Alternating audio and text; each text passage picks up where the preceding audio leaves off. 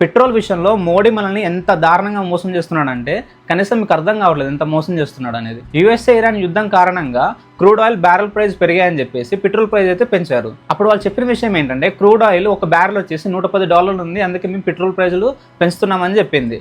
సరే అంతా ఓకే, కానీ ఇప్పుడు ఒక బ్యారెల్ ప్రైస్ ఎంత ఉందో తెలుసా? దాదాపుగా $80 అంటే $30 ప్రైస్ అనేది తగ్గిపోయింది.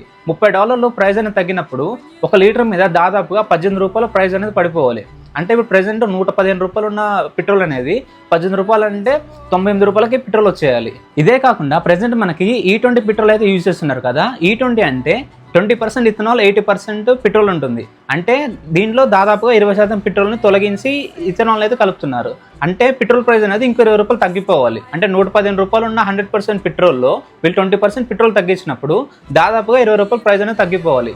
అంటే ఇటు బ్యారెల్ ప్రైస్ $30 పడిపోయినప్పుడు రూపాయలు, ఇక్కడ E20లో ఇథనాల్ కలిపినందుకు రూపాయలు, అంటే మొత్తం రూపాయలు ప్రైస్ అనేది తగ్గిపోవాలి పెట్రోల్ మీద. దీని గురించి ఎవరు మాట్లాడరు, ఎవరు ప్రశ్నించరు. నాలాంటి వాళ్ళు ఎవరైనా మాట్లాడితే మాత్రం దేశద్రోహి, మోడీకి ఎగనిస్ట్ మాట్లాడుతున్నారని చెప్పేసి కామెంట్లు అయితే చేస్తూ ఉంటారు. కానీ ఒకసారి ఆలోచించండి, పెట్రోల్ ప్రైస్ అనేది రోజు రోజుకి ఇంటర్నేషనల్ మార్కెట్లో తగ్గిపోతున్నా కూడా మన ఇండియాలో మాత్రం రూపాయి కూడా తగ్గించట్లేదు.